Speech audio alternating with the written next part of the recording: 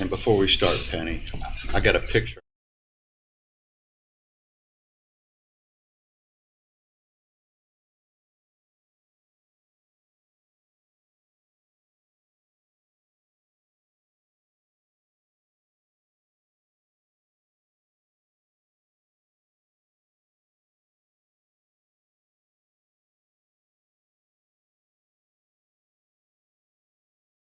Good morning, everyone. Again, we were truly blessed to have the blessing from Reverend Hall. Today is the Thursday, April the 20th, and I'd like to call the meeting to order and any items from the public. If there aren't any, can I have a motion to approve the agenda? Yes, sir, Mr. President. Motion to approve the agenda for Thursday, April 20, 2023. Second that. All righty. We have a motion and a second. Any comments or concerns? If not, all those in favor say aye. Aye. Like sign opposed. Purchase order log. Any questions for Tracy? No? Tracy, you have any questions or comments? Shaking her head no. Okay. Internal budget revisions. None today. Yes, sir. Good. Change in status. No changes in status this week. Everybody's happy with their job this week. And okay.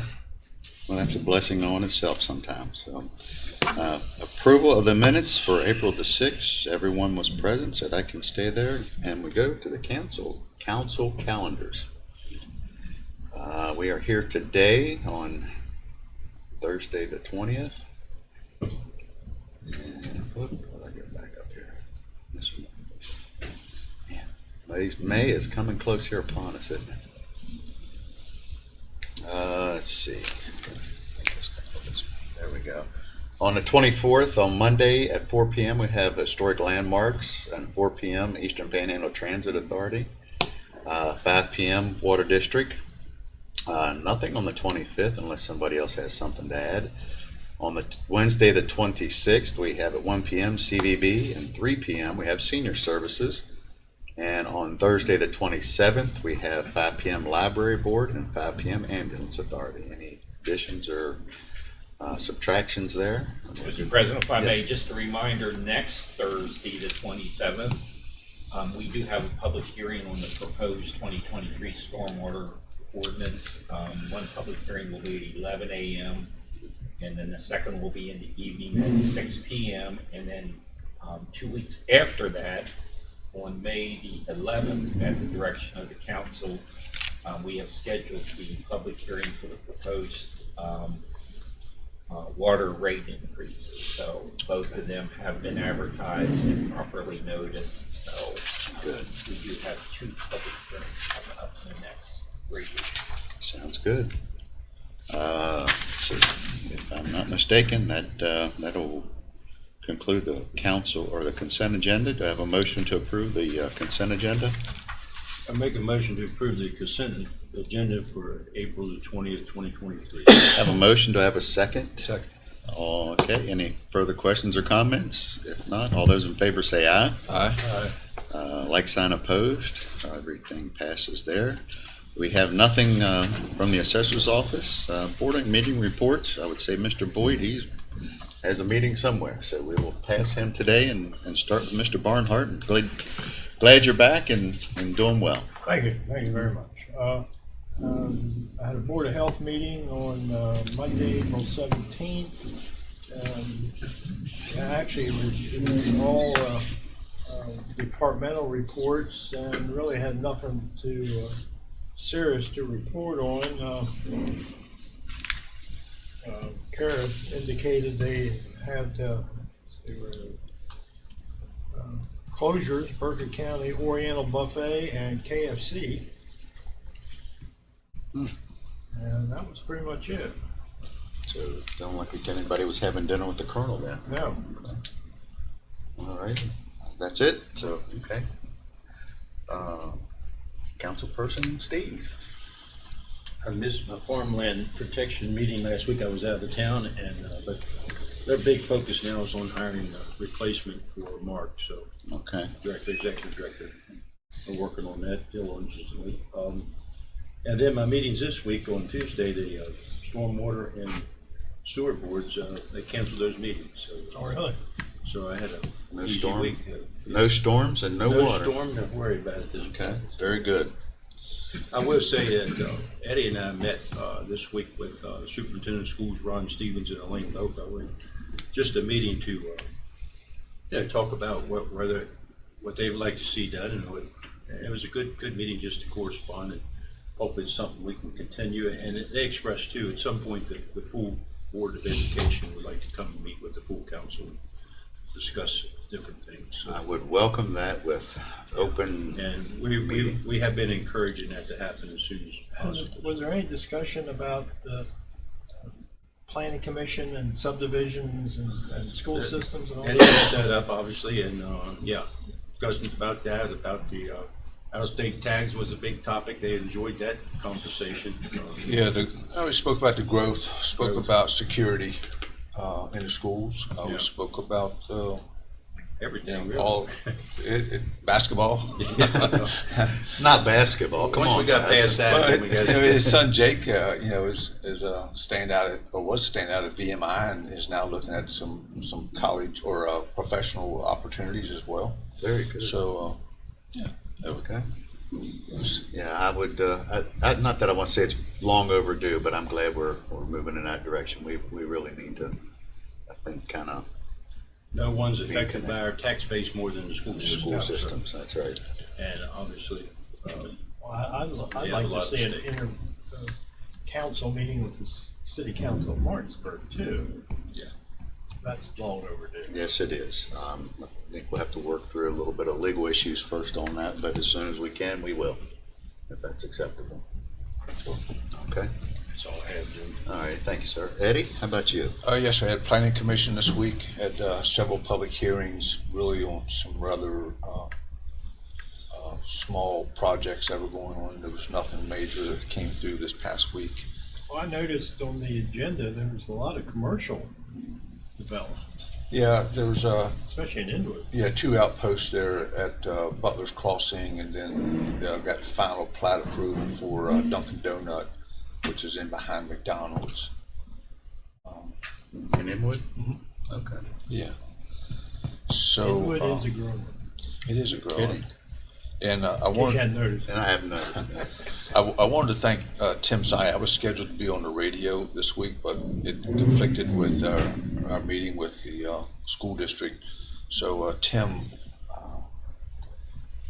filled my slot there, and I understand he did an excellent job of explaining all the different programs that are available in the county. So I want to thank him publicly for taking care of that. okay, anything else? That's it. All righty. I did have a couple meetings that I was unable to attend, but I would like to take this time to thank my council persons and staff for their words of comfort at the passing of my father and for being there. Thank you very much. And the honorary council person, we don't, so we'll have to, if she's, well, it would have been Haley Meyer, so if she would show up and like to. She may be stuck in traffic there at 9:01. Oh, I'm sorry, you're right. We have reappointment vacancies. Mr. Barnhart? Mr. President, I would like to reappoint Mary Jane Renard to the Berkeley Morgan Board of Health for another 5-year term, which I guess it goes till May of 2028. Okay, we have a motion. Do I have a second? Second.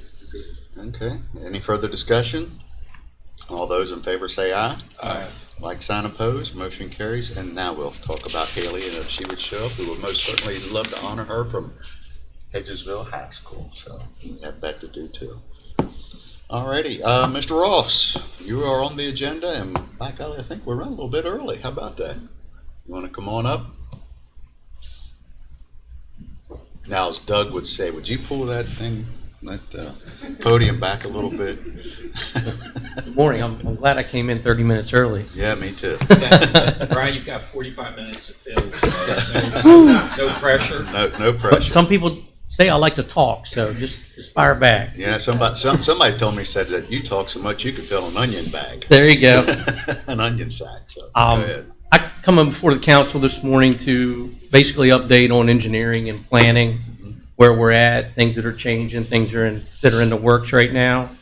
I'd just like to start with my cover letter by saying the engineering and planning departments are responsible for enforcement of the building code ordinance, subdivision ordinance, stormwater management ordinance, airport ordinance, floodplain ordinance on a daily basis. My current staff, we collaborate with the health department, public water and sewer, Office of Emergency Management, fire department, Potomac Edison, Development Authority, DEP, DNR, DOH, Army Corps of Engineers, and EPA. Is that all? That's it. That's it. Well, there's an office that you don't touch with. Yeah. Engineering and planning, we have countless meetings throughout the week with homeowners, contractors, developers, agencies that are mentioned prior, along with planning commissions twice a week. And this is all currently handled by 17 skilled staff members. Twice a month. Excuse me? Planning commission twice a month. Yes. You said Oh, I twice. said twice a week. I'm I sorry. thought, man, that's a lot. I missed a couple.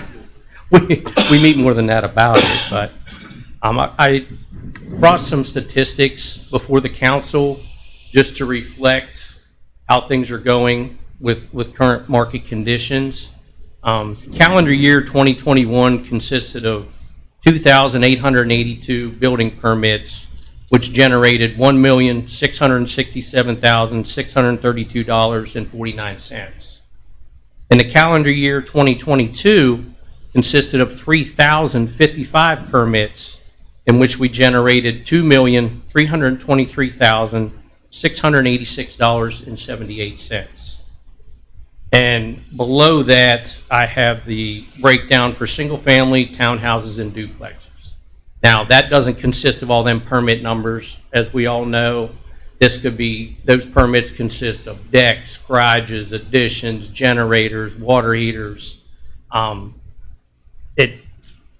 It's a complete breakdown with the total numbers. So from the public aspect, a lot of people are like, how many houses are coming into the county? Where are they at? How many townhouses? How many duplexes? So I just focused on that mainly in the breakdown criteria for you guys to look at. As we can see down through 2021 and 2022, we have increases and decreases between single families, townhouses, and duplexes. That is one, based on what's platted, and two, based on the developer and what's coming in at that point in time. We have quite a few. I think moving forward, I think we're going to see a lot more townhouses coming in than single families. The breakdown currently for calendar year 2023, if you just compare January, February, and March, we had in January, we had a 48% decline in single-family homes. Townhouses were steady. February, we had a 35% decline in single-family homes and a 20.5% increase in townhomes. In March, we had an 18.3% increase in single-family homes and a 66% decrease in townhomes, which was kind of odd. This month, you're going to see an influx in townhouses. And it's just based on what's being submitted at that point in time. Right now, I'm sitting on a bunch of townhouses in review right now.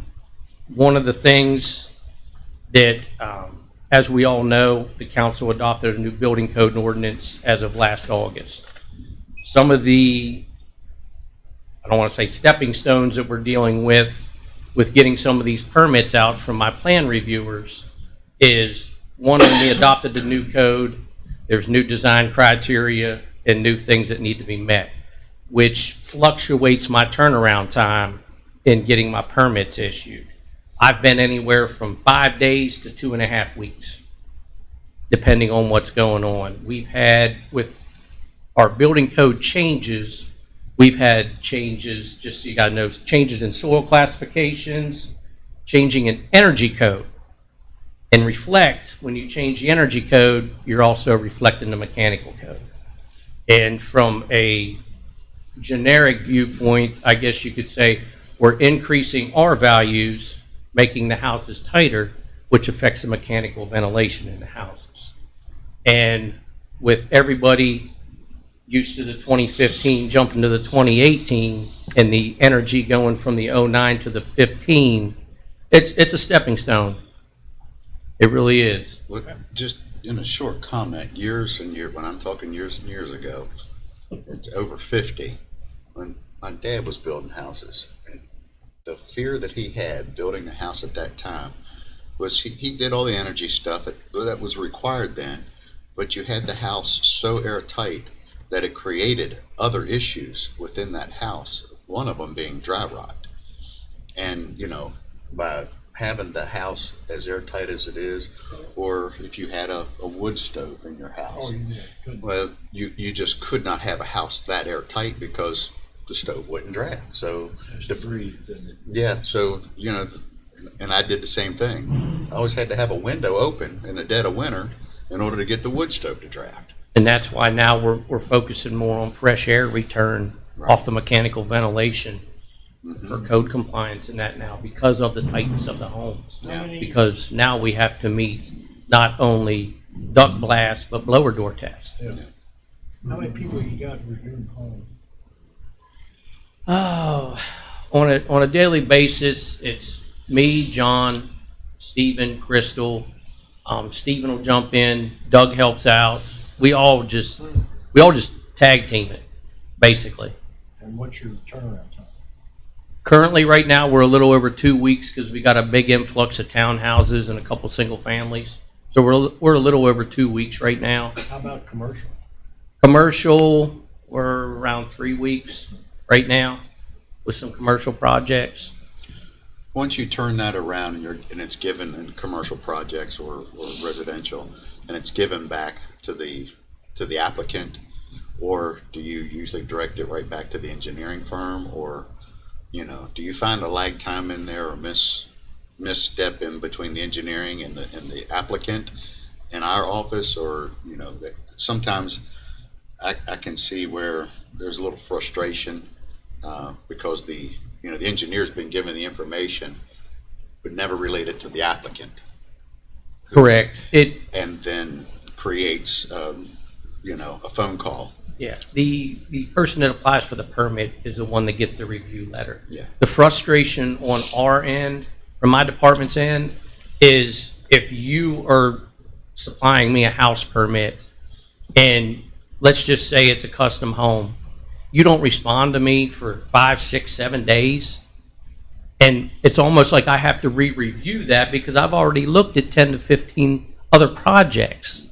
And that, if we can get a quicker turnaround time from the outside, that would keep it fresh in our mind of what we reviewed and what we can go back to do. That's another frustration, because then granted, I understand your project is important, but whenever you resubmit and it's 5 to 7 business days later, you still expect me to remember every single thing I reviewed. Right. And I've looked at plenty of projects since then. So it's kind of like I have to revisit and then go back. And then that's where this new software program that we have, Llama, that anybody can go in, take a look at it at any point in time and review the review of their project or their Correct. concerns. The new software program is great. Yeah. Everything is time, date stamped. There's nothing to say, I did this or I did that, because it's right there. Right. It's a good program for tracking. It really is. So, money well It has spent, been money well spent. As you know, ACT, which we had for too long. too long, Yeah. was never intended for what we used it for. We had modified it over the years. And due to that modification, it was hard. And Gary hates when I called it data dump. But when we converted from ACT to Llama, we couldn't just take the information as ACT and put it into Llama, because one year we used this field to track, this, and then the next year we tracked the same thing in a different field. So a lot of the historical information had to be manually transferred over, and I have to commend the staffs of engineering and planning, because you know, there was a lot of evenings, a lot of late evenings put in where the staff, men and women both, worked to make sure that information was moved over. And a lot of it had to be done manually. It took a good year or more anyway, didn't it? Yeah, it did. And another benefit of that is everything is GIS located. Anything that's associated with your parcel from 2020 on, I can bring it up. I don't have to research file folders. I don't have to research anything. It's all right there now. It's been such a benefit to us once we went through the obstacle of learning the program. Right. And there's still stuff in there that, you know, one day we may utilize. Like right now, we're trying to work on a bond affiliation with the planning projects and that to work that out, to link it all together to make it fluid. And that's brings up another comment that I have in bonding. What a project started 2 years ago, you know, at what it was currently bonded for. And then you had the 2 years of COVID and the exponential growth or cost of material. So the bonding kind of got upside down. I could see how it would get upside down, but your office still maintained proper, accreditations or whatever was needed to make sure that the subdivision was well taken care of. And and my we comments. And we my even condolences. upgraded a spreadsheet for that to reflect the permit files Right. along with that, so it'll be a quick reference. So I could see where sometimes maybe the bonding reduction asked by a developer may not have been as much as what they really wanted to because of the increased cost of product. Correct. So Correct. it was a constant fight, or not a fight, but a discussion. Yeah, a discussion. And the other thing to keep in mind as part of the, you know, the question about review is, remember, we're down one engineer right now that we're in the process of trying to backfill. Which leads to another question about an internship also. We have the engineer in training position that Brian and I have just recently discussed. And with graduation coming up, that will hit the street in the next week or so. Perfect. Okay, go ahead. Next thing from the plant, we'll jump to planning. On your read ahead, I basically gave you the 4 biggest projects that we have going on right now. One is Foley Springs. It's off Sulphur Springs Road. It encompasses 211 acres with 439 lots. Another one that I'm sure you guys have heard of is Patrick Jackson off of Shepherdstown Road. It's 312 acres and it encompasses 838 total lots. The one that I'm sure you guys heard about through public hearing, and that is Clover Hill, which is off of Welltown Road, which backs up to the backside of Apple Knolls and over towards Harlan Run. That one there is 117 acres with 457 manufactured home sites. The last one that I brought up here is Fairway Farms. It's off of Hammond's Mill Road, which is 161 acres and 621 total lots. That just shows that the county is still growing. We're going to continue to grow. And when we continue to grow, that opens up the market for those commercial businesses to come in. Well, also shows our problems with utilities and roads and those kinds of things. And I was going to mention that.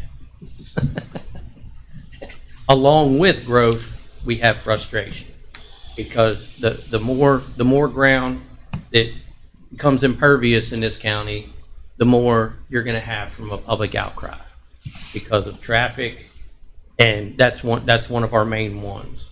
Just to let the council know, we've had prior meetings with Ken Clohan and Kevin McDonald. Mr. Gokenauer was in one of those meetings, and just 2 days ago we had a meeting with Perry Keller from DOH, where we want to express to them our, I guess you could say, I'll be honest, our frustrations for the infrastructure in the county and the safety of the residents. And that has been planning and engineering's one obstacle that we're trying to overcome. We don't want DOH to look at 55 counties with the same criteria. We want DOH to look at Berkeley County as growing, and this needs attention. So that's what we're doing to reach out. We had a real good meeting with Mr. Keller. He seemed positive towards us making further recommendations based off of, our traffic impact studies and our ADTs and so on and so forth.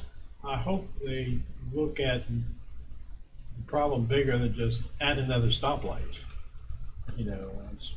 Because roads need widened, they need turning lanes, they need curves taken out, hills taken out, safety issues. It's bigger than just, well, let's adjust the speed limit and put in a stoplight. Right.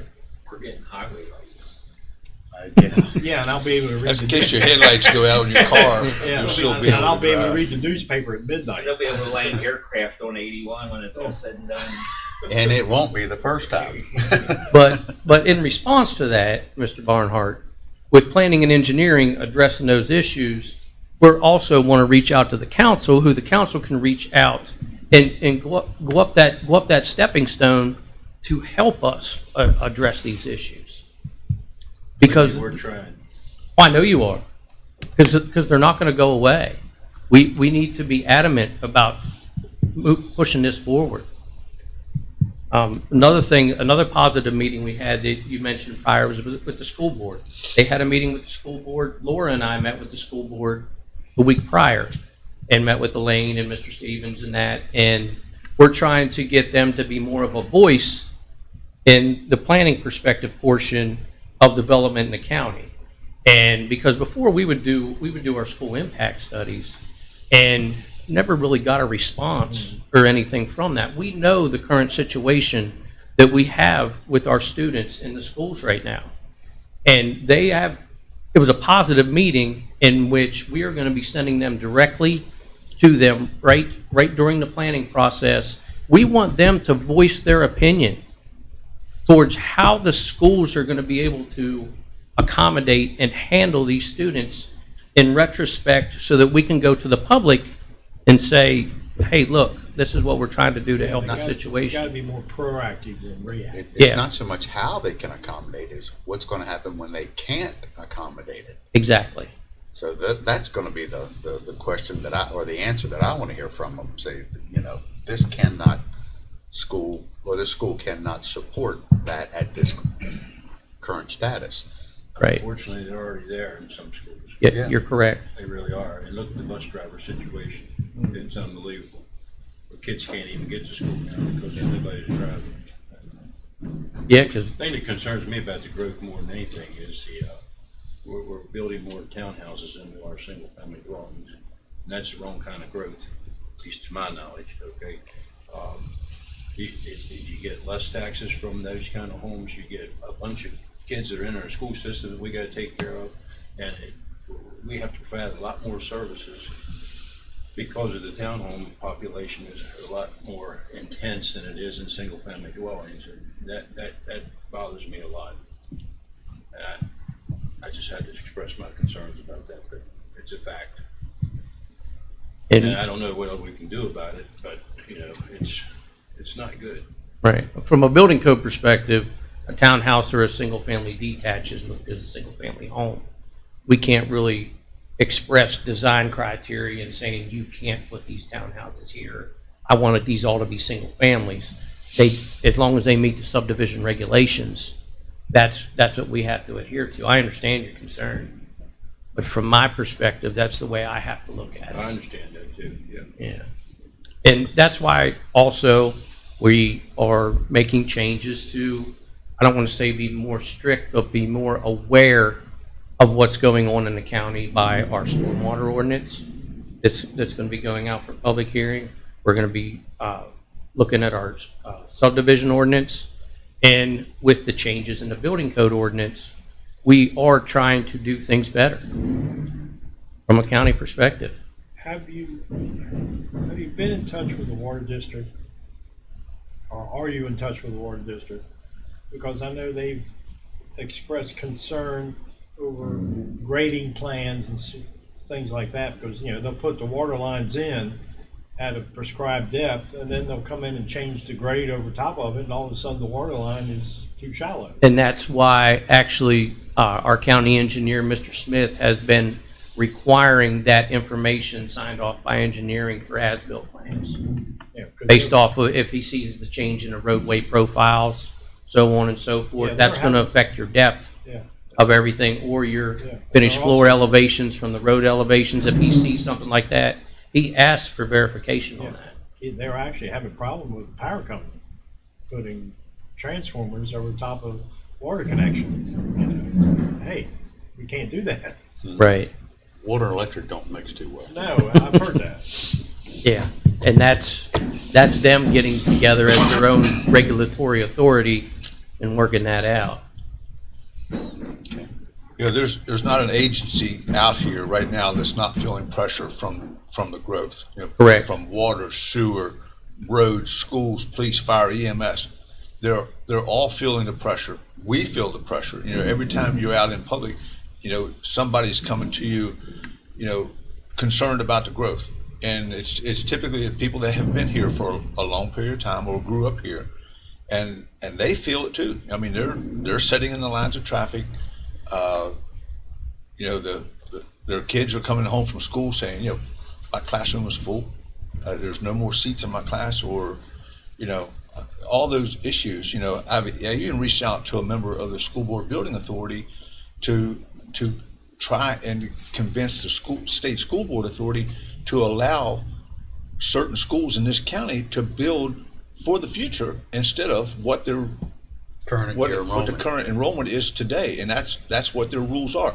They can only build as what the enrollment is for today. Well, that doesn't work here. It may work in the rest of the state, but it does not work here. So, you know, we need to have a better discussion, a more in-depth discussion with our state legislative officers. You know, our senators and delegates. We need to have. I don't know that they truly understand the pressures that the county is under with the growth that we have. So, you know, just right here alone of the upcoming subdivisions is tremendous impact on this county. And As we're all aware, we do have future phases of existing developments that are out there also. yes, You are correct, but even if we could start, even with the positive meeting with the school board, them taking that school impact study, and even though that development is not on paper yet, taking that and saying, how are we going to address these extra students coming in? And like I said, we're trying. We're trying. and I think that we all saw that when interest rates increased, that things kind of slowed down a little bit. Well, that's only going to stay at that point for so long, because at some point everybody's going to realize, okay, well, this is the rate that we have to deal with. Well, they can no longer afford at that rate to live in Washington County or Frederick County or Jefferson or Loudoun. That puts them right back here. This is the cheapest place to live in this whole region when you look out amongst the out-of-state, in particular, counties. Yeah, I'm good friends with the lady on the board of realtors, and a listing is normal 5 days. 5 days to where there's usually a contract. Yeah. And that's an average of 7 to 9 showings on that in 5 days. So we still need the houses for the people that are coming in, and they're willing to accept 8.5%. And people may be looking at that as that might be the new norm. Just like the new norm when people pay $4 for a gallon of gas. Correct. You know, they know that it's what it is now. We got to do it. The state looks at us as the cash cow of the state, and they look at the growth. All you hear is Everybody else in the state wish they had our problems. But we can grow and increase our budget $2 million a year from the growth, but we get $4 million worth of needs to take care of that growth. Yep. And there's a point where it's gonna break, okay? And I don't know what we can do, but we gotta tighten it up or something, because we cannot handle it. Or they're gonna have to help us some way with some fee structure to help handle it. And it's just not right. And what always happens here is in Berkeley County, it all goes back to the homeowners again to take care of the growth. It all goes back to the homeowners. Pass another bond levy for the schools, which we need. But who pays for that? Increase the water rates, which we're gonna have to do. We're gonna have to add more fees possibly to hire more deputies and hire paid firefighters. And it's just, I don't know. It's a little frustrating. Well, we need to slow it down. No, I appreciate Find a way to do it. Yeah, I just appreciate your all support and awareness, and we all share this struggle. We are aware of it. Well, I can tell you, Brian, you know, I work with your staff pretty closely, at least several days a week, you know, especially being on the planning commission. Your staff, they do an excellent job. When I get a concern from somebody that calls, I say, well, let me check into it, you know, so I may even in fact come in and either Laura or yourself, you'll pull that particular project up on your computer, and it will show that your comments were sent to their engineer, you know, 60 days ago with no response back from them. But the Applicant, the developer has they've not communicated with their engineering firm well enough, or that developer may in fact still owe their engineering firm money, so they're not going to release that information. I mean, we've seen it, you all seen all that, I've witnessed it. Yes, we have. You know, but typically the hang up to the turnaround is not within our offices. It's within their firm or their engineering firm. My staff does a great job between planning and engineering to getting permits issued. They do. But when you can do a turnaround of 2.5 to 3 weeks on permits, whether it's commercial or residential, I think that's tremendous. And thank you all for what you do. And you do it well. Every now and then we got to have, you know, we got to find a little bit of a balance every now and then, but that's in life itself. It's Right. just not there. So Right. thanks for what you do. Appreciate it. Ryan, I've only been here less than 4 months, and every time I've come to y'all with an issue, y'all have addressed it, you got after it, and I can't say anything but good things about your department. Y'all have done a great job as far as I'm concerned. I appreciate what you do for our county. All right. Thank you. thank you, Brian. Mr. Anything President, if I else? could just Yes. a minute, Laura, can you come up, please? Uh-oh. That's when you sat in the back. Just earlier today, Council Vice President Gokenhour and I had an opportunity to discuss the change in our planning and engineering and permits department over the past 18 years, and how the culture of the departments have changed, that they are more customer oriented. You know, I can tell you some horror stories from, well, that we don't want to talk about on record. And just the professionalism of our staff, and a really good example of that is the success that we had with Commercial Metals Company. As you know, several years ago, they started looking at the site selection process with close to 100 different sites. And then when they narrowed it down to the top two, Berkeley County being one of them, Laura and Brian and Doug were intimately involved with CMC, company officials and the engineers. And you can't imagine the number of positive comments that I received from our staff, how accommodating they were and how transparent they were in the communications, and and our successes like that, the Proctor Proctors and Gambles and the Cloroxes and the CMCs are due to the staff that we have. And I think sometimes, we've gotten so accustomed to the professionalism and everything going so well, that we forget. Years ago, there was never a week that went by that I didn't have a contractor or someone in my office complaining about the lack of customer service from these departments, and particularly now that Brian has been on board. He sits down at the end of the hall with his door open, so he's an easy target. So they walk right by our office and go down and see him.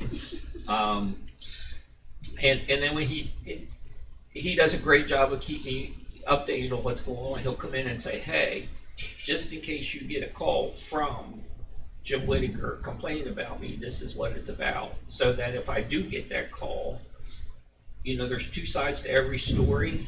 And usually when a constituent calls to complain, You got them. there's some contributing factors that may be involved. So he and Laura and Doug do a great job for us, and I think we'd be remiss if we didn't recognize what they do and how much they do behind the scenes that we never ever hear about, which is a really good thing. I can remember my predecessor, Doug, made a comment when we first got elected here 13 years ago. Having a sign put up right outside this building, thank you for choosing Berkeley County. We don't need that sign because the word is already getting out that Berkeley County is the place to be. And again, I'll even say it, thank you for choosing Berkeley County. Just bear with us because we do have a few growing pains. Well, and our philosophy has always been, treat the large, treat everybody The same. the same. But when we're dealing with a national, site selection company, we want them to go back, years from now, and if they're all sitting around having a beer at one of their conferences, we want them to say, hey, if you want to see how it's done right, go to Berkeley County. And I think these folks have shown that we can do it right. And I'll go back 10 years ago when, 13 when I got elected, as well as Doug and Elaine, Jim. I mean, we all came from a background of knowing what needed to be in place for a county to prosper. And the foundation was laid. And you can see today of how we have prospered. And Kanawha County's looking at us as to say, yep, we've all done a good job. And Laura's done, since she's taken lead with planning, she's done an extraordinary job. Thank you. Again, I know she's in Brian's office a lot because I'll come down the hall or I'll walk out the door and she's in there. She and Doug a lot of times, but I know that, there is that constant communications. And I know every time that I've been in that office, it's always, it's an open discussion. It's nothing that, We rarely make decisions without talking to one Yeah, we another. discuss everything. yep, We do. and it shows. Even down to our property maintenance violations. I got it. Sit and talk about them before we even take them over to court. Alan had mentioned CMC, which we had participated in that meeting, and when they did their breakouts, honestly, I didn't have any place to go. So I'm like, I'm going with them. So I'm kind of in the background just listening, because I'm learning, and I was very impressed with the way that you handled their environmental people, their structural people. I mean, they were writing as fast as these guys could talk. They were continually giving them information. And I truly think that was a major role in them choosing to come here, was your all's ability to communicate with them and Their knowledge. lay it out. This is what we require. This is how you go about it. We got contact people, right on the point for them to work with and whatnot. So, like I said before, you guys know I support you And thank you for what you do. You do good work.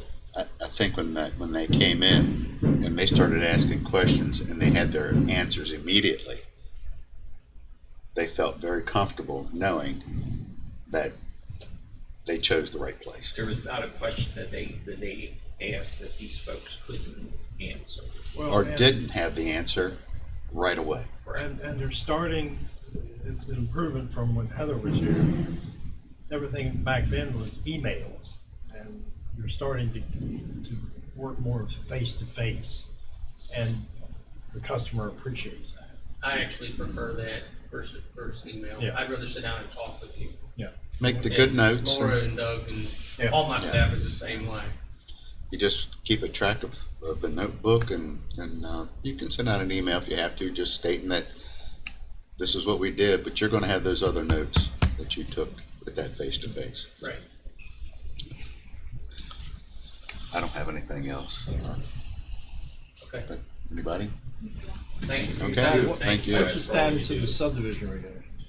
Excuse me? Subdivision regulations, what's the status of that? We have them. Well, you have. Yeah. I don't have them.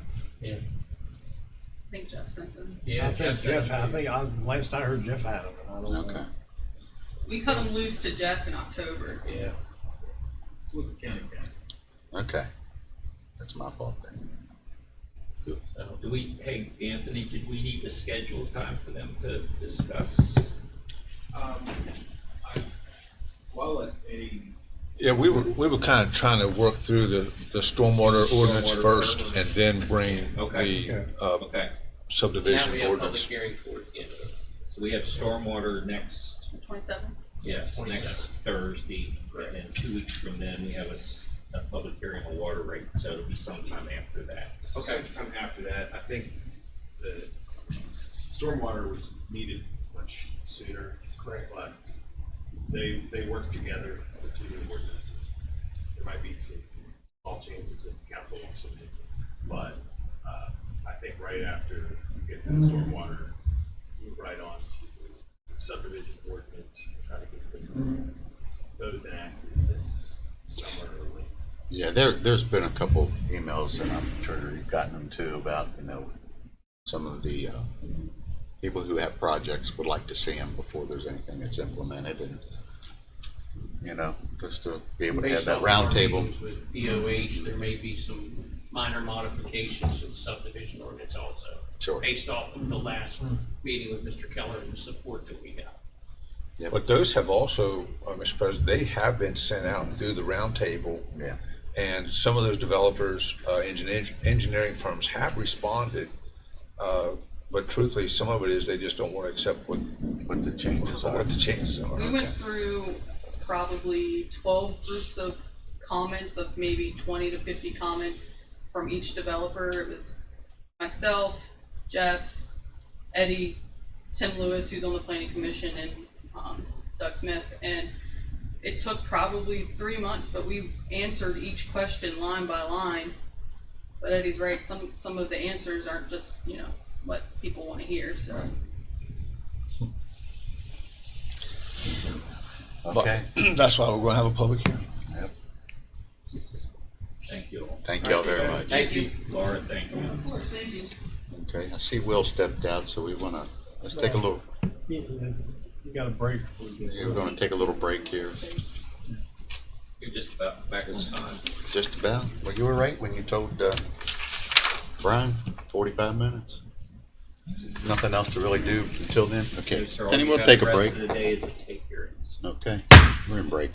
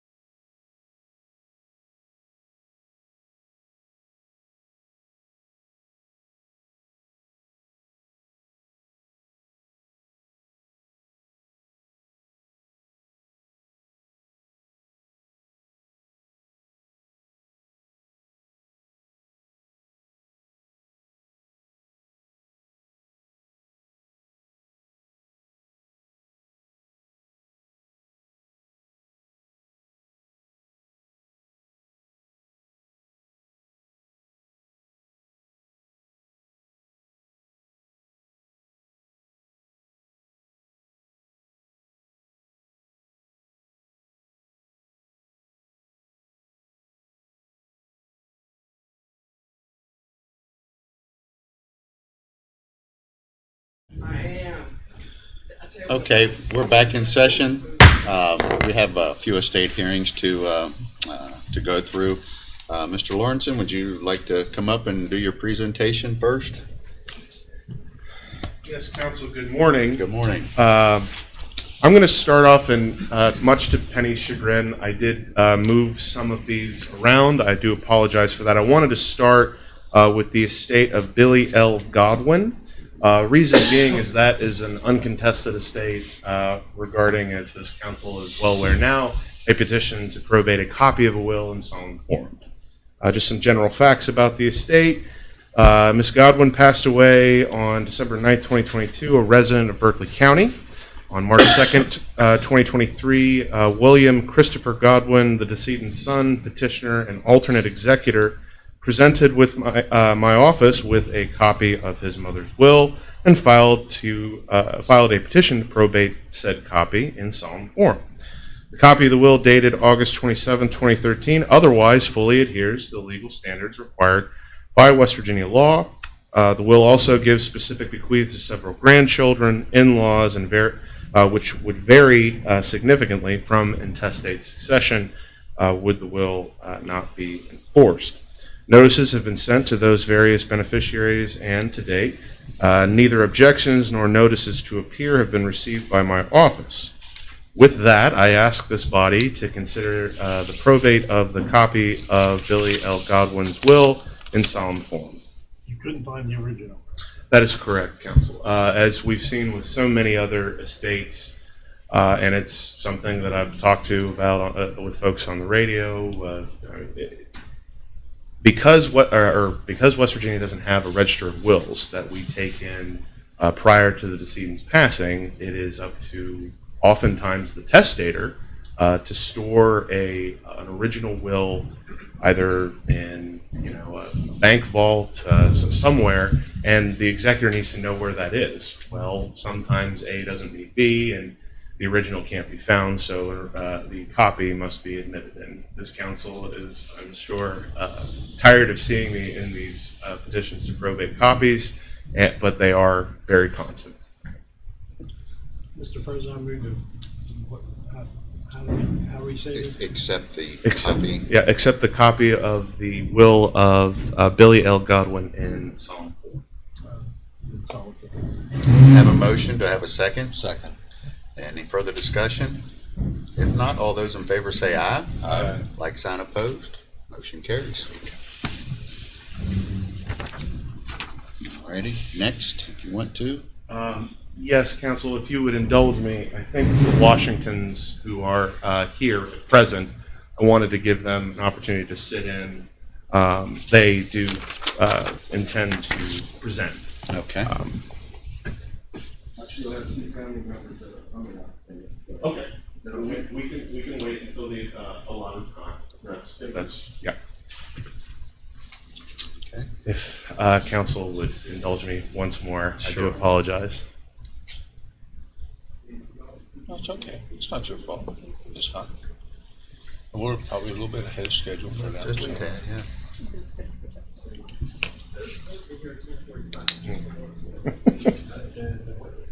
Yeah, what I Yeah, I didn't date that will. Okay, I'll it's okay. let you I'll put the date on it.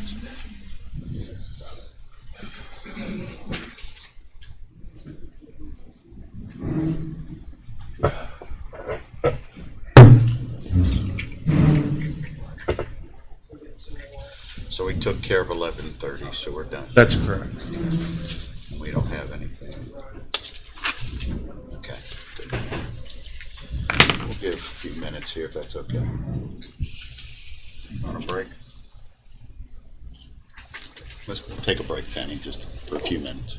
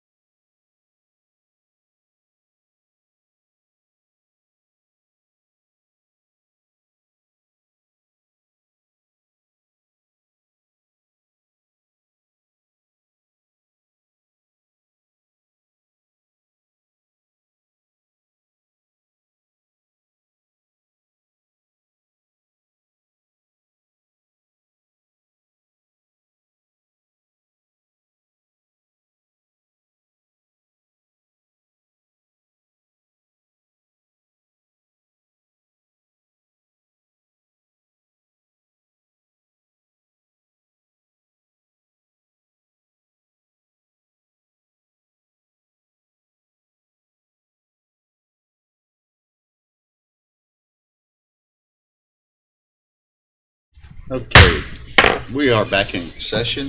Mr. Lawrence. Yes, Council, moving on to the estate of Elizabeth K. Washington. Miss Washington passed away April 23rd, 2021, a resident of Berkeley County. Less than a week after her death, Mr. Nakawa Franklin Washington, nephew of the decedent and current administrator, presented to my office seeking to be appointed as administrator for her estate. Seeing as there was no will and that Mr. Washington was not an heir at law, my office informed him he'd need two things. One, a corporate surety bond for the value of the non-real estate probate assets, and two, a nomination waiver of appointment by the actual heir at law, waiving their rights to serve within the first 30 days of the decedent's passing, and that is required by law.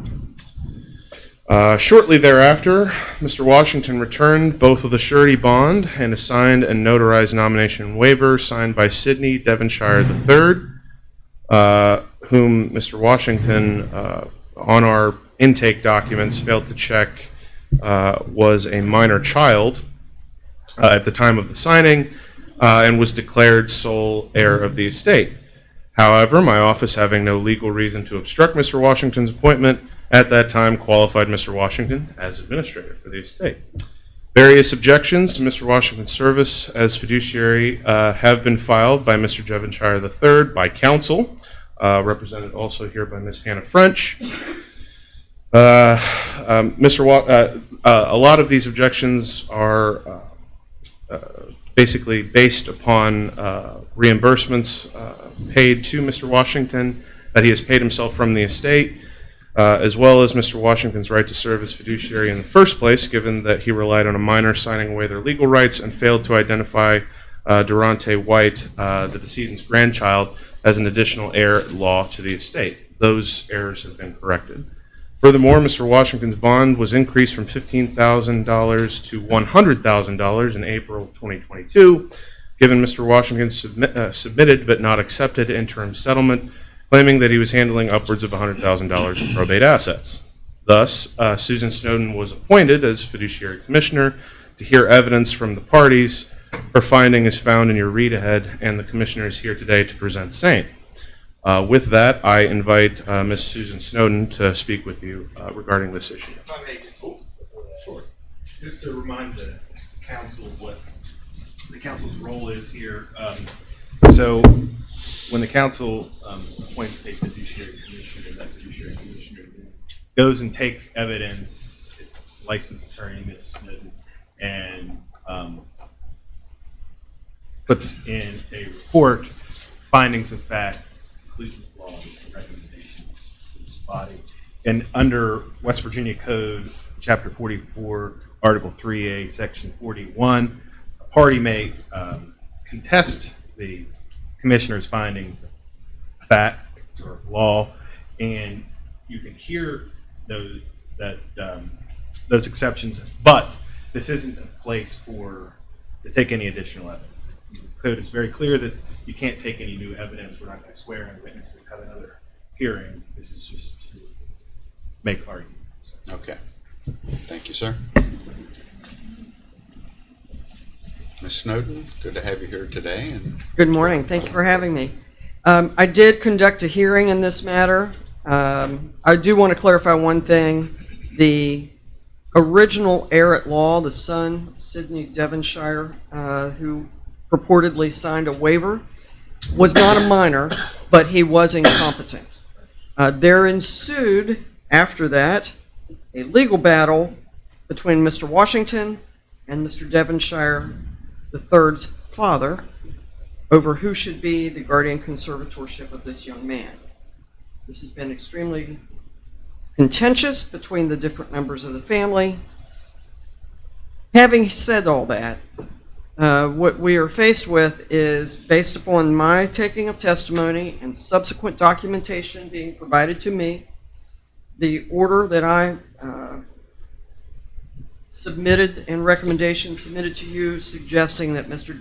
Washington be removed is based upon several things, not the least of which is that Mr. Nakawa F. Washington by applying for qualification based upon documents that clearly had no legal basis. Everyone knew this young man, in the family knew this young man was not competent.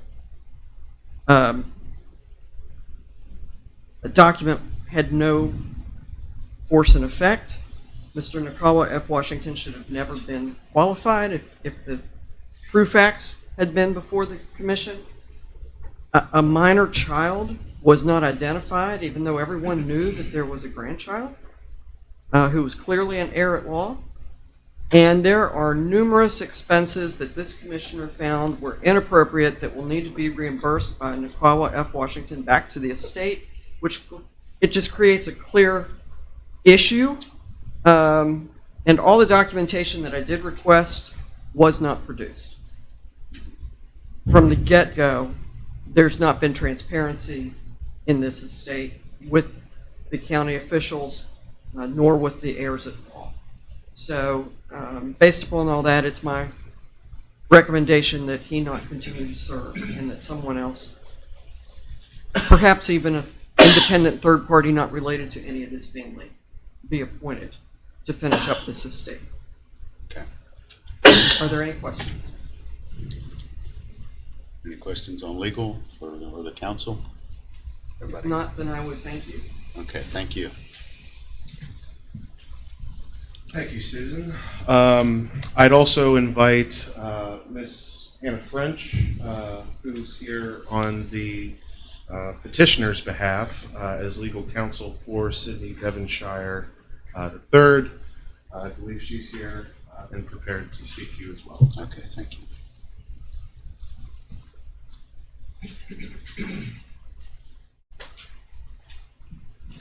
Good morning, Ms. French. Welcome. Good morning, Council.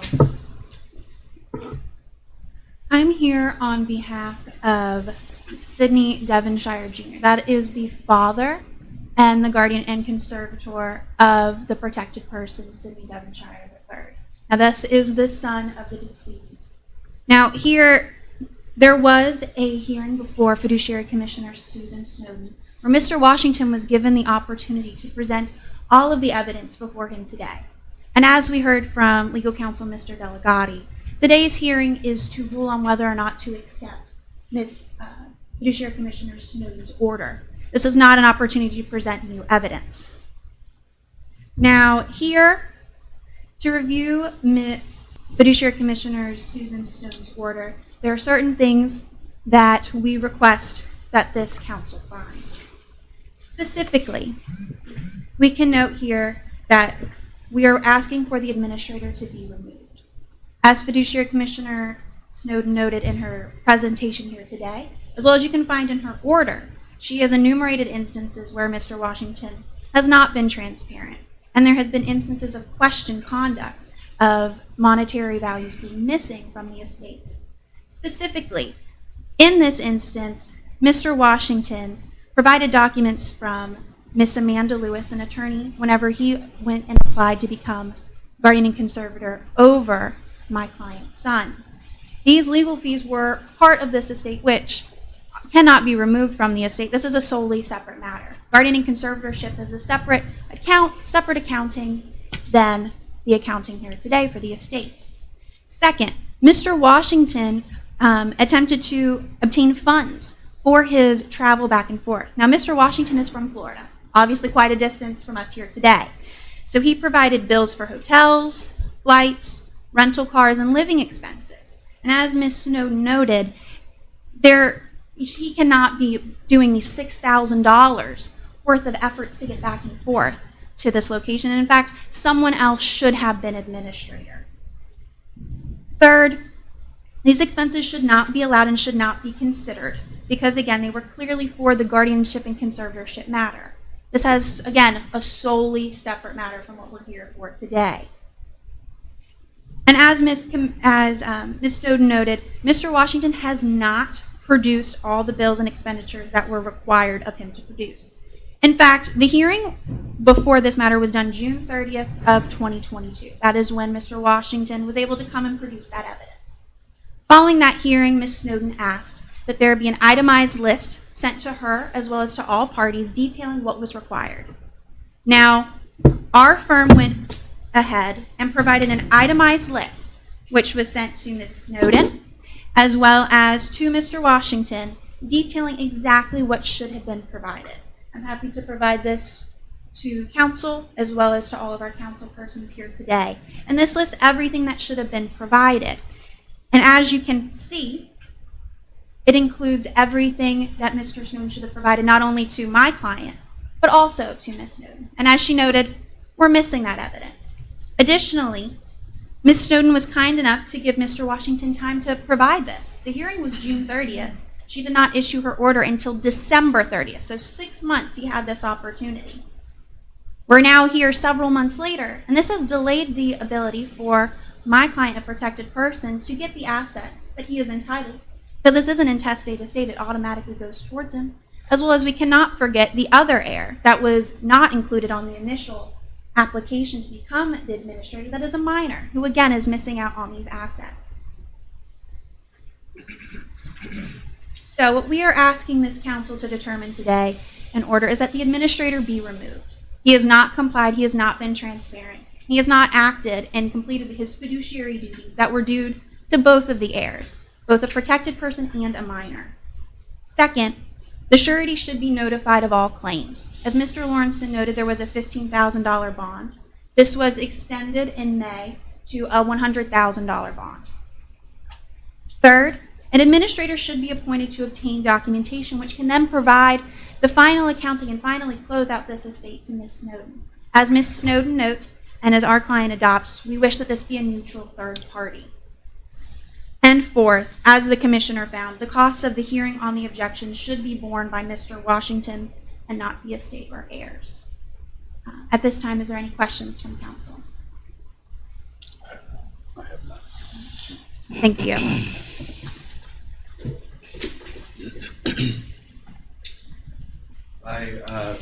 Thank you, Ms. French. I now, excuse me, invite Mr. Washington himself to appear and speak before you today.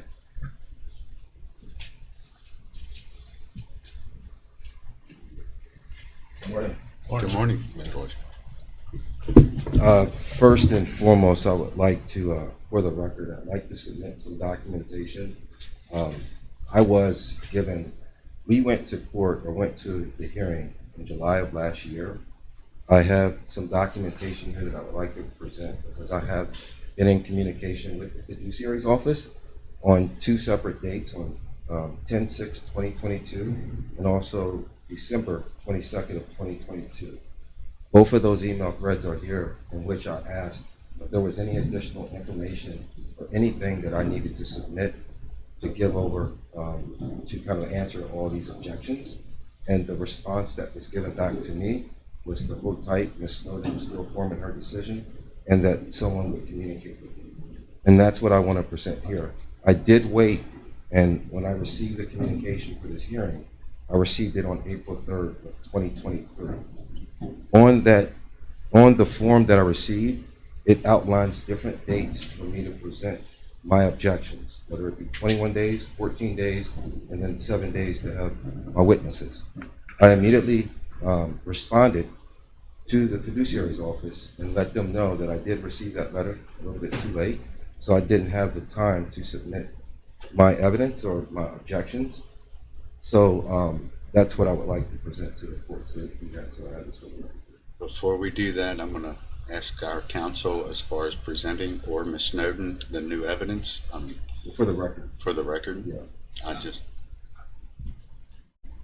So technically, that should have been presented to me, but I would note that it does not change my opinion of someone who was less than transparent and who owes money back to the estate.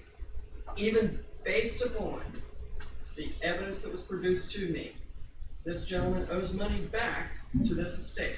What money? What money? For numerous reasons. It's in my order, specifically travel expense, meal expense, and legal fees. So to sort that out, it should not be him presenting evidence to me to sort that out as a commissioner. It just won't work. That's what she requested, though, to submit to her. So if you're saying that I can't submit it to you to look over, I'm not giving it, hold up, if you don't mind, please. Please speak, we're here to Please speak. the commission, we're not having. I didn't have an opportunity, that's my point. I wasn't given, I have the communication, not only from the fiduciary's office, I also have the letter that was dated afterwards. I didn't have time to give the information. I have it all right here. Everything that they're stating in terms of receipts and accounting, everything is right here. I was not given the time. I've communicated with his office, and when I emailed him to the Will, he told me that he was unable to speak to me at this point, that everything has to be communicated through an email thread with everyone involved. So what I did was I emailed back to that thread with the same communication that I would like to present here. So she does have it because I emailed it to her. And I'm just asking for the record to give it here because of the delay in the timing of me receiving I it. think it's pretty clear that it won't make a change in the decision, but I'm sorry, go ahead, Anthony. And my recommendation is that we take the documents, don't admit them as evidence for Submit anything them. to base your decision on, but just to have for the record. Okay. Do you understand what I would like you to clarify that if you don't mind. So you'll take it, but you won't. it will not be administered as evidence. It'll just be just presented today. Yeah, that's why, it's because it's not able to be presented here, or? I think because the commissioner has already You're not allowed to found. accept new evidence. Yes. You can No, which takes it back to the time, and that's the point. I have the communication that I communicated very clearly to the office. I have the email back, all of it is right here. It's right here. I think it's pretty clear on what we have to do as far as in the legal terms of it, that we can accept it, but we can't admit it as evidence. Got it. So you won't look at it then? Is that okay? Yes, I think that's what we're saying. I still would like to submit it for the record. Who do I give this to? We can. In regards to their claims, my cousin, Sidney, he wasn't a protected person at that time. So, and by the law, it has to be by court. He was not by any court a protected person, and he wasn't a minor as well. Additionally, the expenses, all of the expenses, and again, I have these receipts here. When this estate was taken over, there was $200 in the account for about 3 months. Any money that was provided came from myself or members of the family. Not the father, no one on the side. No one gave anything. The money came from our pocket. My aunt received a check as a beneficiary. That money that was used was from those funds. My aunt is in court today. She can come up here and speak to that. We had a hearing in July. I submitted not only a letter that was notarized to her point, also they had which is the non-probate form 6.01 that I filled out prior to receiving the beneficiary money, which states that it was considered deemed non-probate money. Those monies were used to obtain an attorney and also to take care of Sidney, in lieu of his father or no one else providing any assistance. So what I'm asking for today, number one, I'd like my aunt to come up and speak to the beneficiary aspect of the money. But also I would like to have clarity on that, because in the objections that I saw from Ms. Snowden, it says that it wasn't made clear about the beneficiary, but there was evidence provided, and I have that here, and also my aunt is here to speak to that today as well. Anthony, I'm looking for some legal direction here. So, I don't believe the council should be calling up witnesses to make just specifically on the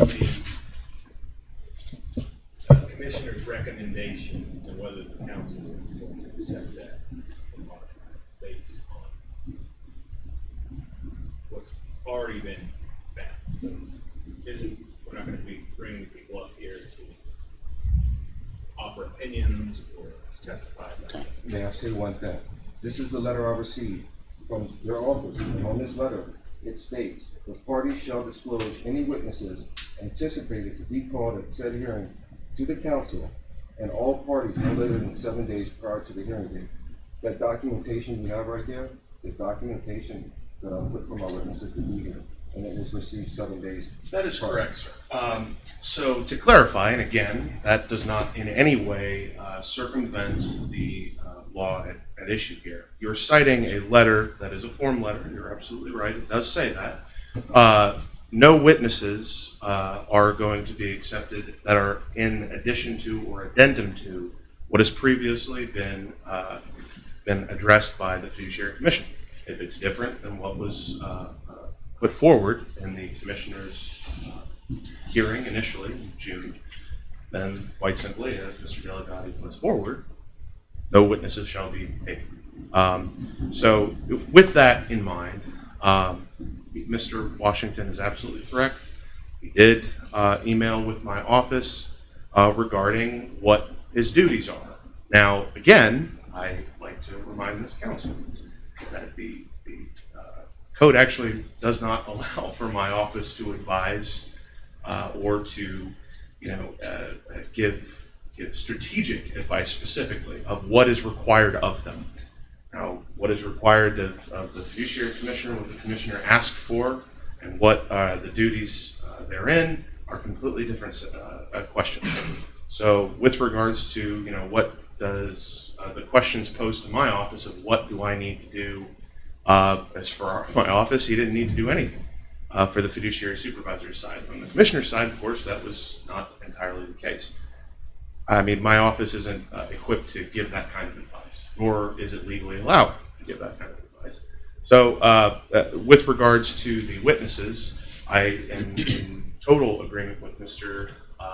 Delegati, and I want to also remind the council that we do have another hearing. So it's just something to consider. Why would I, if you don't mind me asking, if this letter states that I have an opportunity to have my witnesses here to speak, am I hearing that I'm not able to now? Are they objecting to that? Because this is what I received. Again, and I can't emphasize this enough, that letter does not circumvent West Virginia law, sir. West Virginia law states that if it's different from the fiduciary commissioner's order, then there is no witnesses to be had. If you wish to readdress or reassess witnesses, then go ahead. It's not different. These are the same witnesses that I've emailed. Again, if it's an email, it's pertaining to the June 2022 hearing. It has nothing to do with what you No, the email that you have there that I gave you was referencing this hearing today. Again, I can't emphasize this enough. There is that it cannot be anything different, amended or addended to from the original hearing, from the fiduciary commissioner's finding. If it's additional, if it's different, it's not allowed here. It's not additional, but it's not different. It's one in the same. It's an opportunity for my witness. If I may, please, I'm speaking. It's an opportunity for my witness to come and speak. I did everything that was asked. Everything. Again, if I'm understanding, but go ahead, Anthony. What was the name of the witness? I both died. She already testified at the hearing before me, and they produced documents. I've already Okay. taken her testimony. I think that answers your question, But sir. in the form that I have, it says specifically that it wasn't clear, specifically for what she testified to.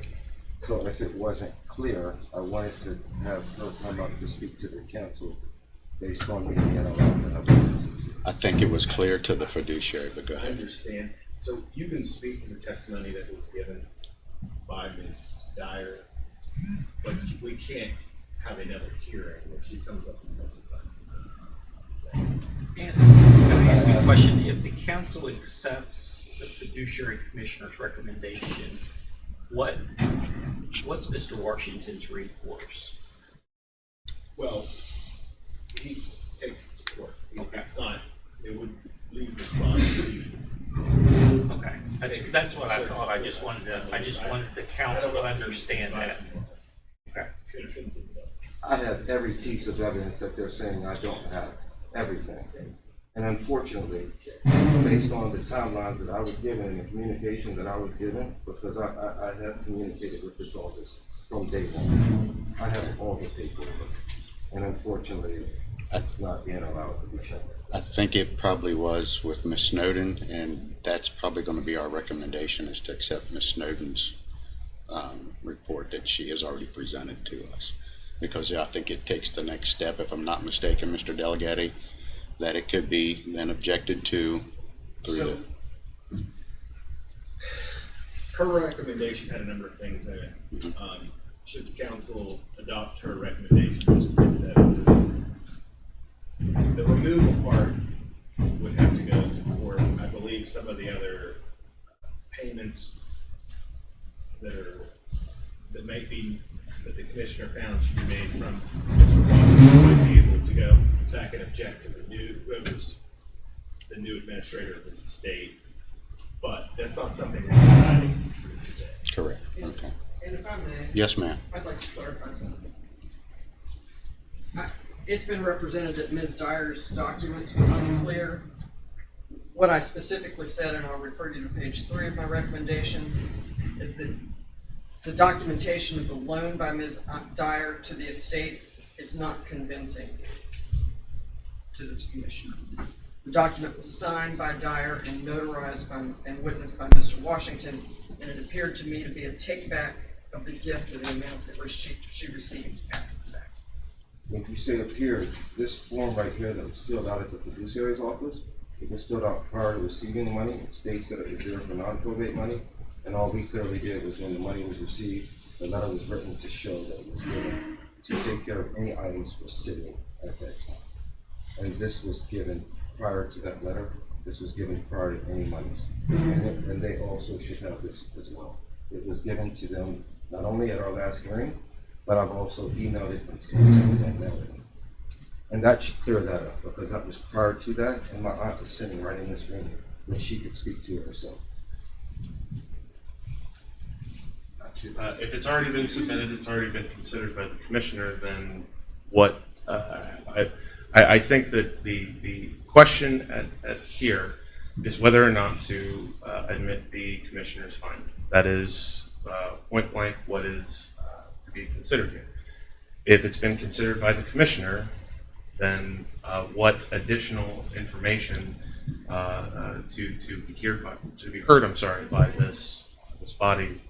That's what the code sets up for, is that the taking of documents, the taking of discovery is handled by the commissioner. That in turn, the commissioner reports to this council, and the council takes that report and seeks to admit it or not admit it based on that report. If it's already been something that's been looked at by the commissioner, then it's been considered. Okay. I would think the purpose of this hearing, not only I respect what she wrote up in her report, but I would think I'm hearing from this council for you guys to make a decision based on what you hear and understand as well. I didn't think that this was a matter of me coming in basically and just what she put in her report to be final. I thought that this was an opportunity based on the documents that I received to come here today to show, exactly what the objections are. And I'm fully prepared, but it appears that, again, there's nothing that I'm able to show. Just as they're talking, I would love to have my aunt come up here and she could speak to it. And I thought that was the purpose of this hearing. Incorrect. So with that, unless you have other things. No, that's the purpose of this hearing, because this is what I received. So if this is what I went by for today, this is what I prepared for. And that's very well, that's fine. What you should have gone by was West Virginia law. Without any new additional testimony, sir, unless you have one final thing to say to the commissioner, I have to insist that we have to keep moving. There's another hearing that is actually on waiting basis. This one is here too now, but I do have one person. I would like to ask for her to come up, because I think that will clarify everything. I think it's pretty clear that Ms. Snowden has already given her findings on this, and that your witness has already spoken with her and has already gotten that time to present her case. So without any further ado, if there's any other questions from the council, we need to move on.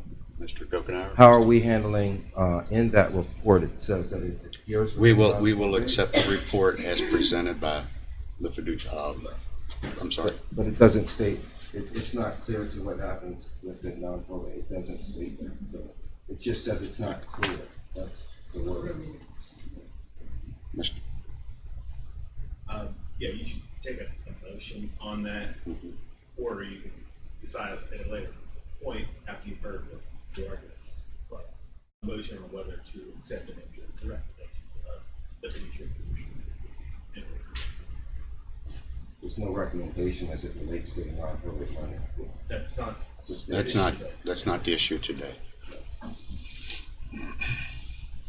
So we, Yeah, I'm prepared to make the motion to accept the commissioner's recommendation to remove Mr. Washington as the executor of the said estate and appoint an independent third party as the administrator.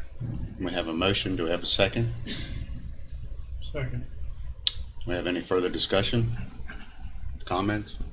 If none, all those in favor say aye. Aye. Like sign opposed?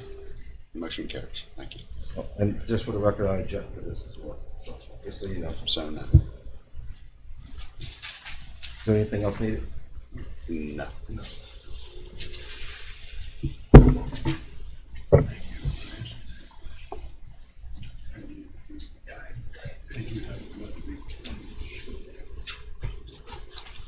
Council, I once again ask us a minor indulgence while I work with IT to get the call set up for us. If we could take a brief break. Sure.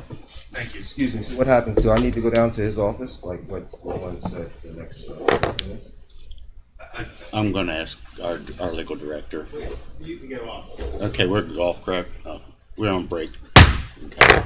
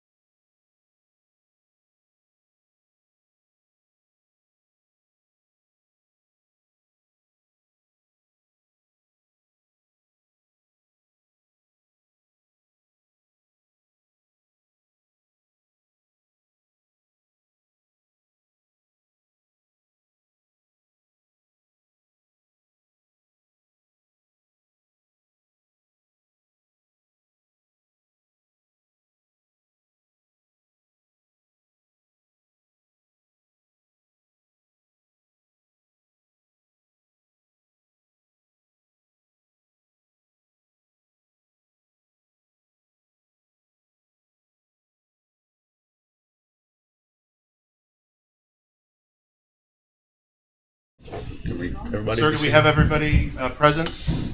I think I'm waiting on my co-counsel but she might be here in a second. So I just let her know that we're in. So It's not showing. Why ain't I showing? Video. That's what I have to. So are we ready to proceed, sir? I guess so. Yes, sir. Okay. Penny, we are back in session. Okay, we're back in session for the, yes, we're ready to proceed. Mr. Lawrenson? Yes, council. Lastly, there is the estate of Gary Leon Hoover. On April 26, 2019, Mr. Hoover passed away, a resident of Berkeley County. On July 2nd, 2019, Susan Alkery Hoover, the decedent's surviving spouse and respondent in the instant matter, qualified as administratrix of her late husband's estate.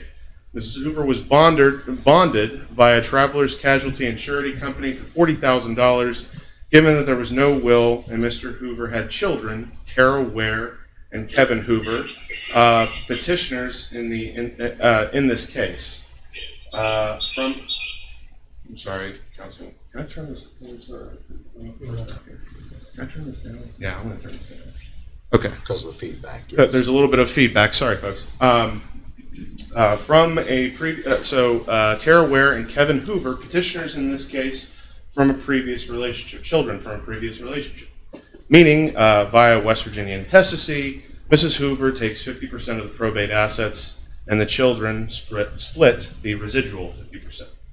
Mrs. Hoover timely filed her appraisement of probate and non-probate assets, listing various tangible items, including vehicles and guns, totaling $37,100. During the claim period, both Kevin Hoover and Tara Ware filed 2 claims of debt against the estate, one for $2,901.12 for, quote, afterlife expenses, unquote, including funeral expenses, filing an obituary in the Herald Mail, and so on. The second was for $300, a, quote, collector vehicle appraisal, unquote, for 2 of the decedent's probate vehicles, the 1966 Mustang and the 1973 Mustang Mach 1. In January of 2021, Mrs. Hoover sought to move forward with the settlement of this estate, seemingly reporting that the estate was insolvent, meaning no/minimal estate assets remained to pay creditors, and that no probate assets remained to pay heirs. Soon thereafter, Fiduciary Supervisor's Office informed Mrs. Hoover that she'd have to report said insolvency, meaning she'd have to account for the probate assets from the opening of probate to present day. And she had hinted that the vehicles were actually erroneously reported as probate and were actually hers. Our office then stated she would need to amend her appraisement to reflect the same, but to date, no amended appraisement has been submitted. After various attempts to submit comprehensible final accountings, Tara Ware and Kevin Hoover filed a petition to remove Mrs. Hoover as administratrix of the estate. Subsequently, Susan Snowden was appointed as fiduciary commissioner for the instant matter and set hearing dates to take evidence from the relevant parties. To present her findings, I again ask Mrs. Snowden to come up and speak to this matter for you all.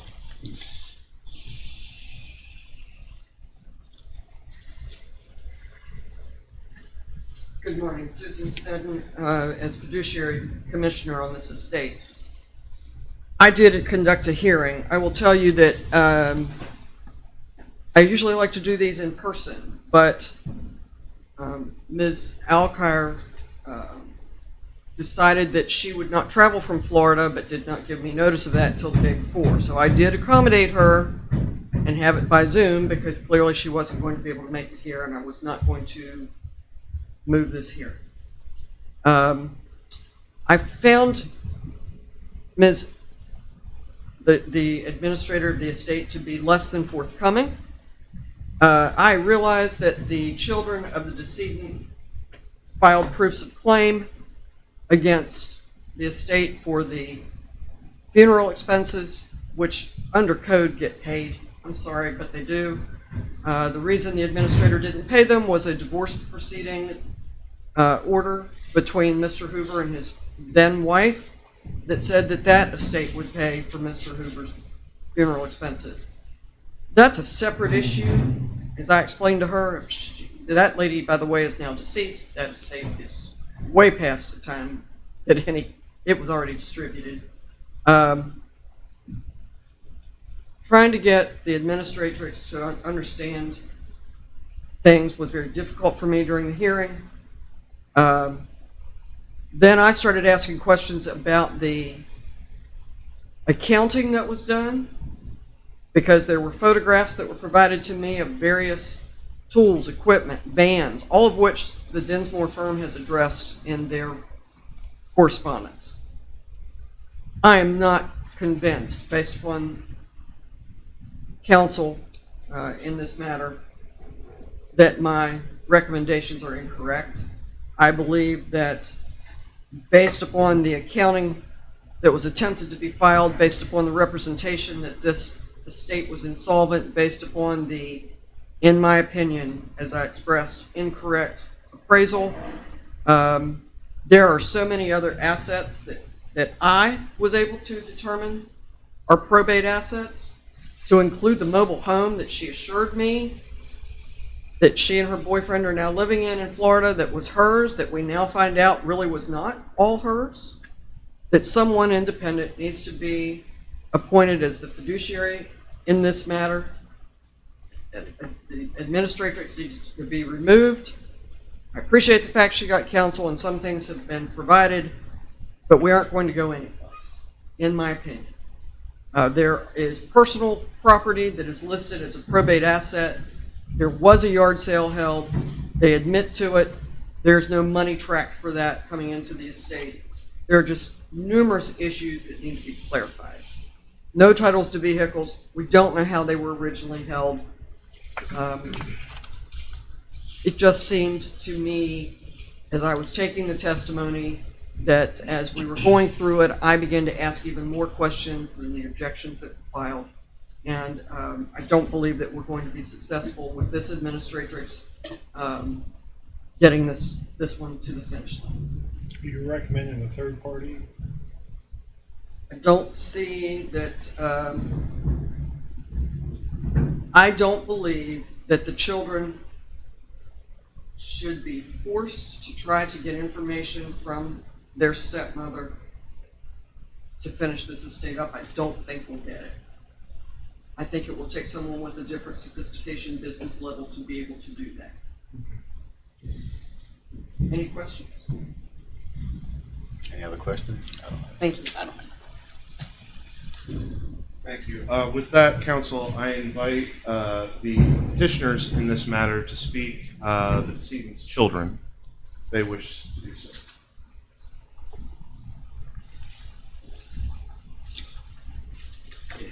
Anybody need to be sworn in on this? Should anybody be sworn in on this? I believe so, yes. Okay. Would you? Hi. Oh, No? Oh, I'm sorry. Oh, then I give it to, okay, I'm sorry. I apologize. I'm sorry. Proceed. My name is Tara McNair, and I'm the daughter and heir of Gary Leon Hoover estate. And this is my brother. Hi, I'm Kevin Hoover. Gary was my father.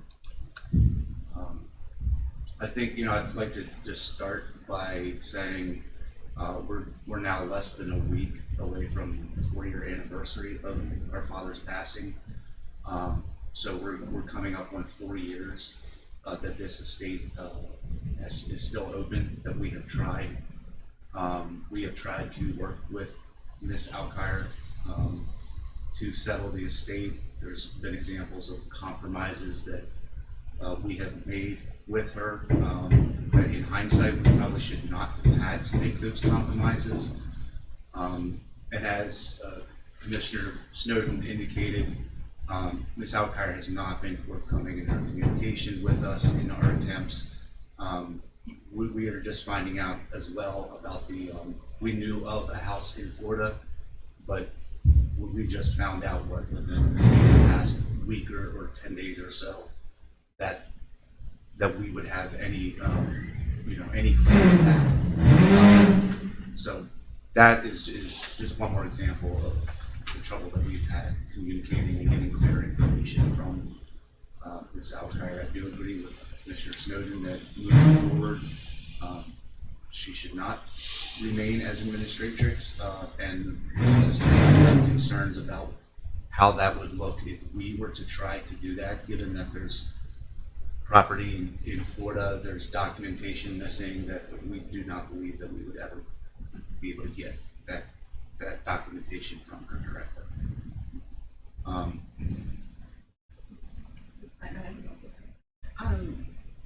As far as the inventory and equipment, there were many boxes that I observed in my father's garage that was specifically for his business, that he was getting ready to launch before he passed away.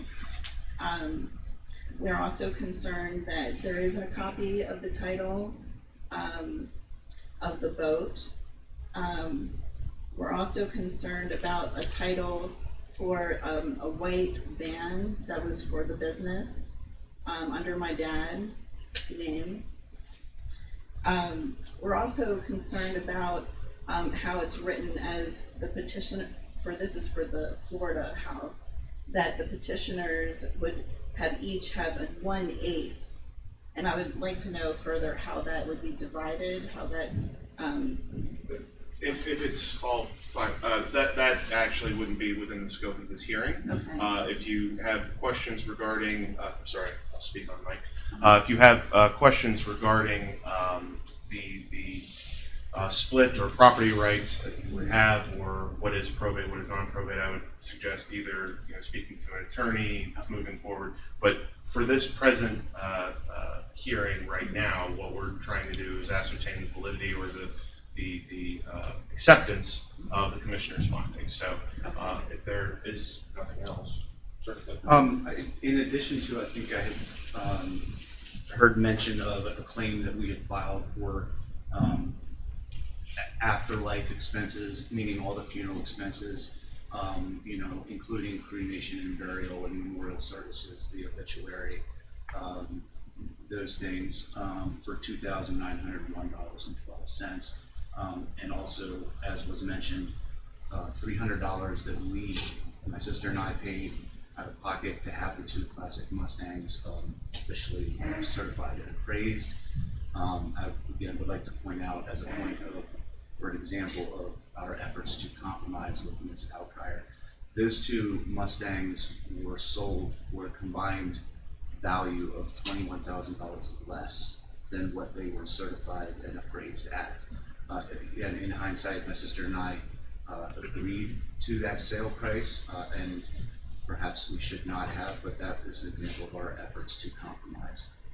At that time, we saw that as a way to try to help settle the estate and move forward. There is also a blue Kia vehicle, or was a blue Kia vehicle, which Ms. Alkire had indicated the value of was $12,000. That was to be split. We had not seen our half of that. We have text message evidence to indicate that Ms. Alkire at one point was understanding that the Kia needed to be sold and split between us, and then she later, I believe, told even Commissioner Snowden that vehicle was solely in her name, which was not true.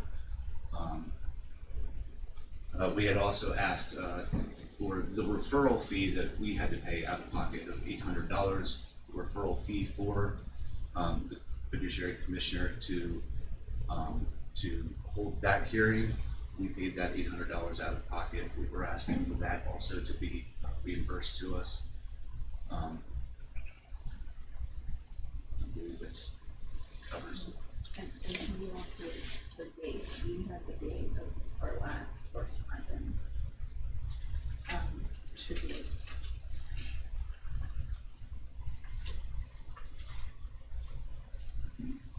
I mean, I know that we had submitted that date as evidence. It's in the packet. Okay. Yeah. Yeah. All right. Thank you. Okay, thank you. Thank you. Council, I invite the respondents then to speak. I know that Ms. Alkire Hoover has an attorney who does wish to speak. Can we Can we get you guys on mic? Can you hear me? Can you hear me? Yes, sir. Council, can you hear him? Well, we'll have to get him to start speaking. Before I can Go say ahead that. and if you're ready. Can you hear me? Can you?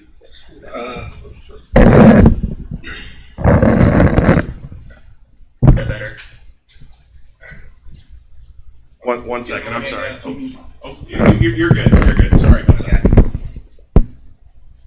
Good morning, County Council. My name is Andrew Cranston, the law firm Dinsmore and Scholl. I represent Susan Alcott Hooper in this matter. As what has been discussed today, we've discussed the issues with the funeral expenses, the car appraisal, the Kia, and the many other items mentioned in Commissioner Snowden's order. We would just like to request, since we're not going into the details of the actual appraisals and like that, we would like to discuss,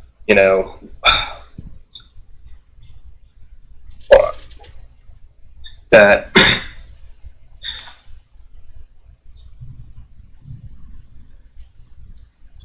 well, first, I want to address the mobile home issue. As when we submitted the response about 10 days ago, we were under the impression that Florida law did not allow tenancy by the entirety. We need, as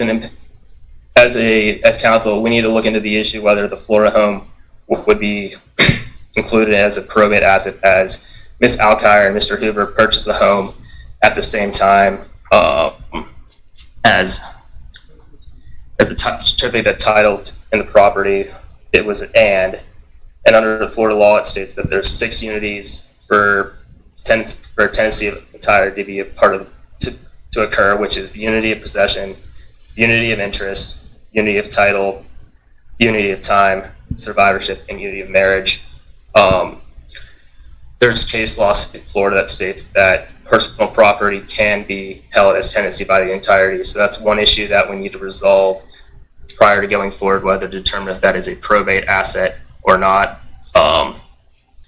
And the many issues that we've discussed, that the petitioners have brought up, funeral expenses, we've addressed in response that our client is obligated as the administration to reimburse them for the funeral expenses.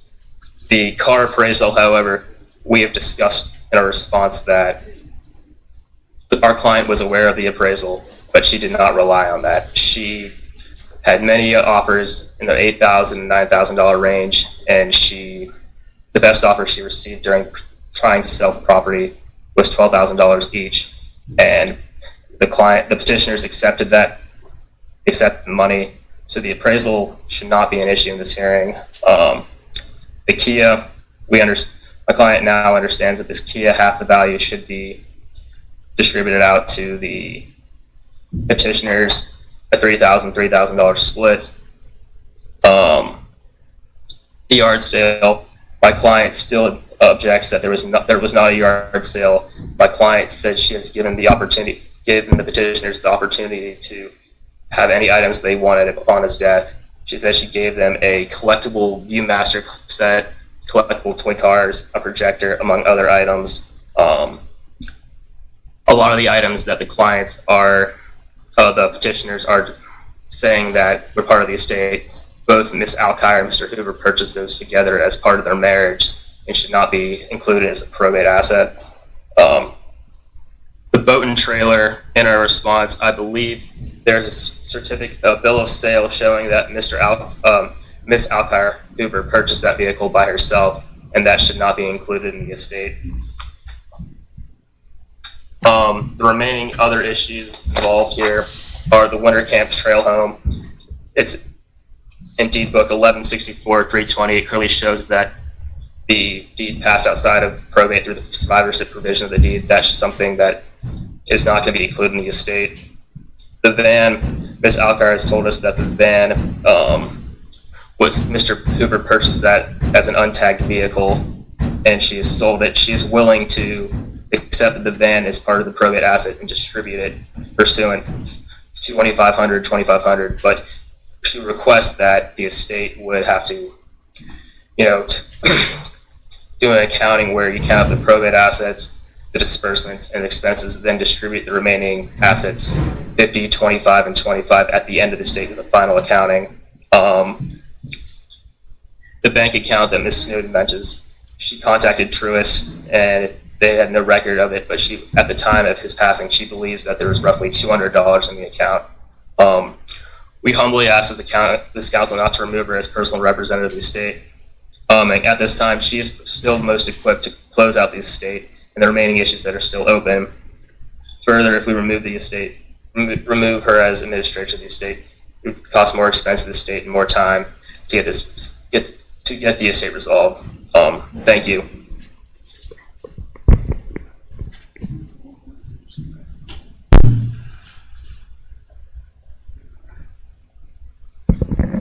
Thank you, Gary. Thank you, Council.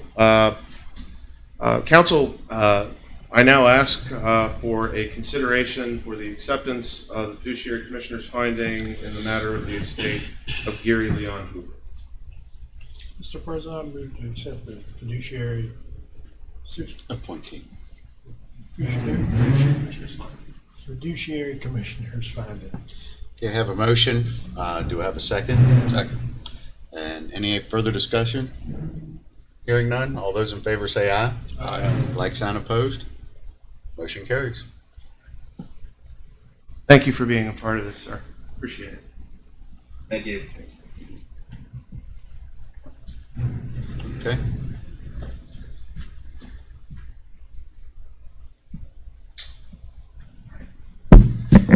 Council, that concludes, and I will provide a pre-dated or backdated rather order for this council to sign for both of these orders that you've approved here today.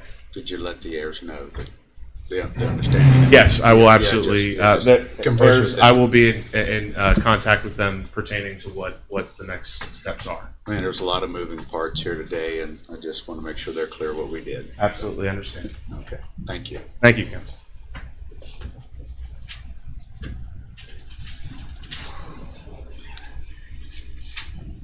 Alrighty. Thank you. They're waiting on you.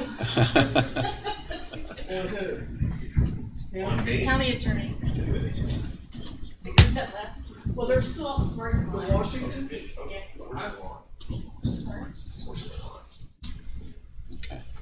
We are we have an executive session on order here, but before we go into executive session, I want to see if there's any more items from the public. Hearing none, motion to go into executive session for Legal matter. legal matters. With no No action to be action taken. to be taken.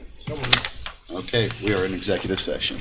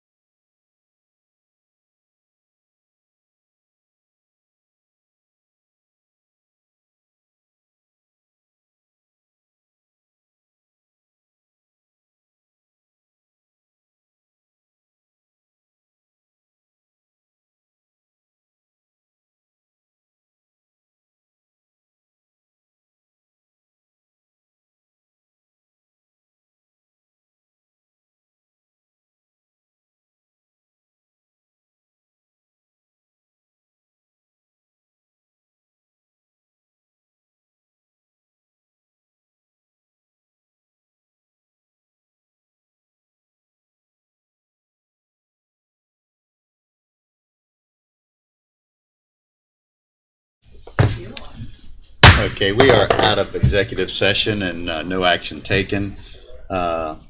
Anything from the public? We already did that. So, Mr. Barnhart, Well, thank you, Mr. President. I'd like to move to recess. we are in recess. Like, Oh, that's all right. Recess, that's fine. Where's I don't want to recess? hear what's going on. Like, Tammy, go. Okay, so I will be